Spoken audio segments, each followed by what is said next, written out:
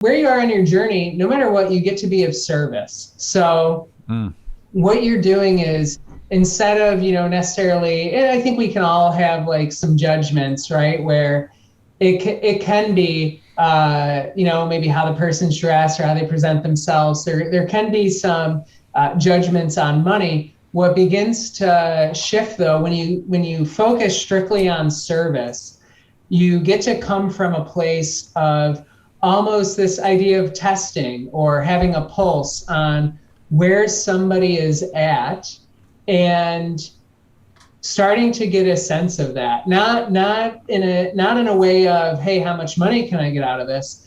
But in a way of, what is it that they're wanting to do? What is it that they're wanting to create? What's the budget that you're working with, and what can we do here? And really evaluating that to say, am I the person to help them? Yeah, I could probably help them for this amount, or it might be directing them to someone else. It just depends on, that's how I think of things. I have conversations with people all the time, and I strictly want to be of help. So I always invite people to conversations, and, sometimes they may hear a rate depending on the work that they want to do, and they may not be able to do that. And I don't try and, go through a big convincing or objection handling or all those things. It's just an honesty of, that this is my rate. And, if you can't do that, that's okay. I may have someone that could actually really help you out with what you need. Or it might be an element of, hey, with the money that you got now, here's what we could do. And then when you have some more money, what we can add this on.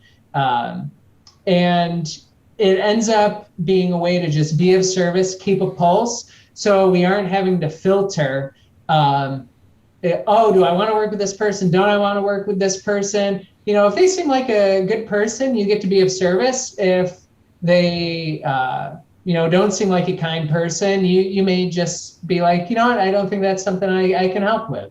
And then you get to move it along. So the more people that they connect with, they'll just have a pulse of where they're at, what they, and where you two can come together to expand.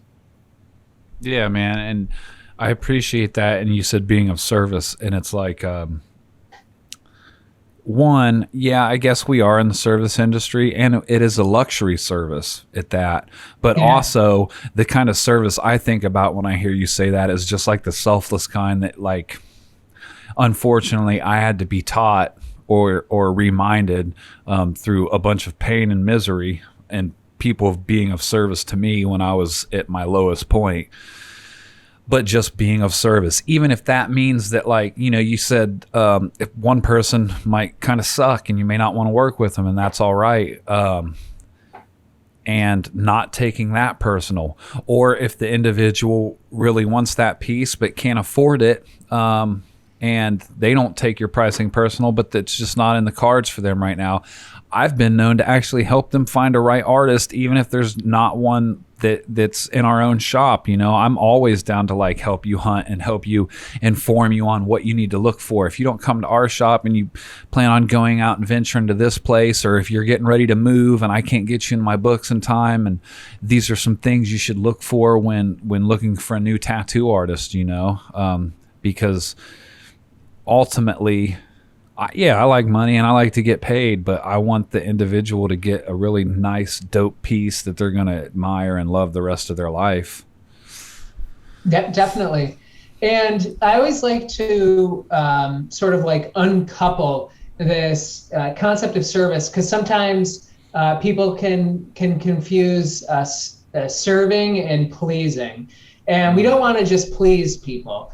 Service is usually being very honest. I had a call with someone earlier today, and there's an element that they said they didn't have the money to do the work together.